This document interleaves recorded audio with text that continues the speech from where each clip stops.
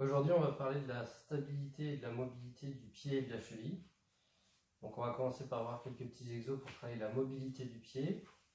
Donc, l'automassage de la ponévrose plantaire, que ce soit avec une balle, avec une barre, un rouleau, ce que vous voulez. Déjà pour commencer. Ensuite,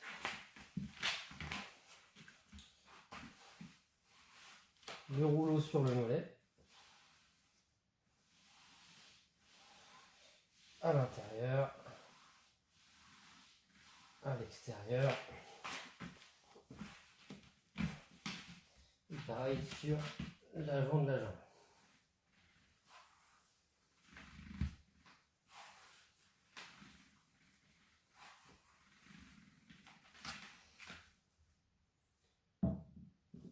Ensuite, on va travailler la mobilité du griffier du pied. Premier niveau avec un tissu en dessous qui va me permettre de griffer plus facilement. Ensuite, sans rien, il y a un peu plus d'accroche.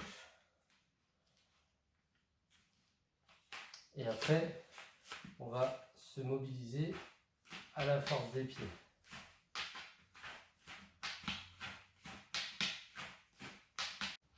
Maintenant, on travaille l'extension des orteils. Donc simplement relever les orteils qu'on va associer à la flexion dorsale de cheville. Donc on lève les orteils et on décolle le pied.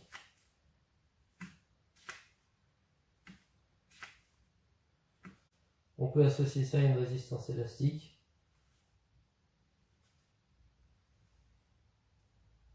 Les autres mobilités de cheville, sur le côté en relevant. Voilà. Les deux en même temps.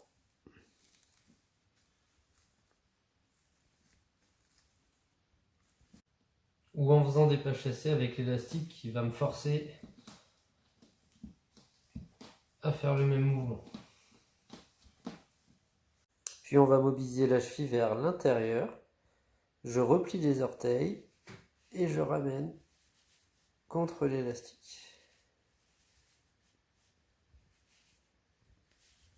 Pour ces mouvements latéraux, sans élastique, avec un pied de table ou un coin de mur, je viens pousser avec l'intérieur de mon pied les orteils pliés. Et à l'inverse, l'extérieur du pied, les orteils relevés. Derniers exercices spécifiques mobilité. Alors sur le pied, on va faire un petit peu de dissociation. On va lever le gros orteil en gardant les quatre au sol, de manière simultanée sur les deux pieds ou alternative. L'inverse, on garde le gros orteil au sol, on lève les quatre qui restent. Simultanée ou alternative. Et un peu de coordination en essayant de lever le gros d'un côté et les quatre qui restent de l'autre. Et inversement.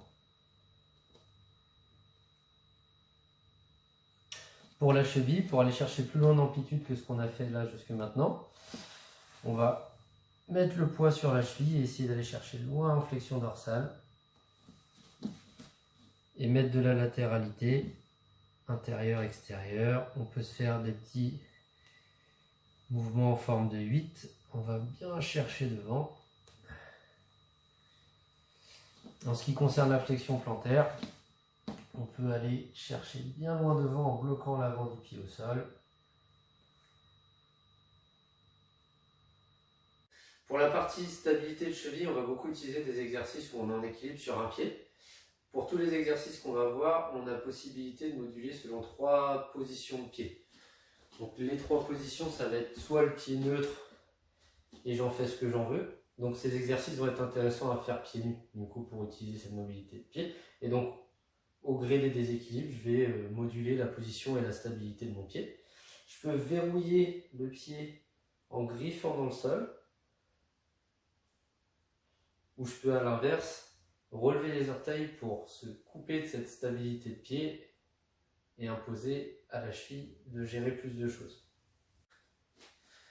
L'autre élément qu'on peut moduler dans cet exercice sur l'équilibre sur un pied, ça va être le support sur lequel on travaille.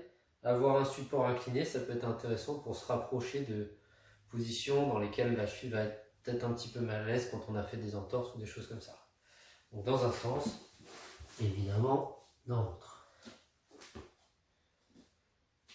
L'équilibre sur un pied, on peut le travailler de différentes manières. Déjà, tout simplement en essayant de tenir le plus longtemps possible, de manière statique comme ça, ou dans des gestes du quotidien. Ça peut se faire en brossant les dents, en faisant la vaisselle, ce que vous voulez. Ensuite, pour corser un peu la chose, on va trouver des exercices où on va intégrer un peu plus de déséquilibre. Parmi ces exercices-là, un des plus classiques et des plus intéressants, c'est le Y. Donc je forme un Y avec des plots ou autre chose si vous avez. Et on va essayer de venir toucher chaque extrémité du Y successivement sans poser le pied. Idéalement, on va chercher à travailler l'équilibre sur un pied en même temps qu'on réalise un geste sportif. Ça peut être avec un ballon, sans ballon, face à un mur. Ça peut être avec un élastique qui résiste au mouvement qu'on cherche à faire. Voilà, ça peut être un shoot, ça peut être une passe, et ça peut être réaliser des séries tout seul contre un mur en associant en fait l'équilibre sur un pied et la réalisation d'un geste technique. Et enfin, on va pouvoir passer à une partie plus dynamique où on va aller travailler un petit peu la propulsion, la réception et les changements d'appui. Donc on va commencer par travailler la propulsion. Je vais sauter à une jambe et atterrir à deux tranquillement. Ok. Et évidemment, je vais le faire dans toutes les directions en essayant de créer un demi-cercle devant moi. Pour la réception, on va plutôt partir à deux jambes et amortir un 1 et on essaie d'avoir 2 secondes de maintien stable à chaque fin de saut. Pareil dans toutes les directions. Et enfin, on va passer au cloche-pied où on fait propulsion plus réception sur le même pied dans toutes les directions. Ensuite, on va pouvoir enchaîner les sauts avec changement de direction, soit à deux pieds, soit sur un pied à l'appui du milieu. Ensuite, on va faire que sur un pied mais en alternant les pieds. D'accord? Et après, on va passer au cloche-pied. Et on peut jouer effectivement sur l'angle de changement de direction. Si je veux faire un angle vraiment appuyé, là. D'accord? Et après, du cloche-pied.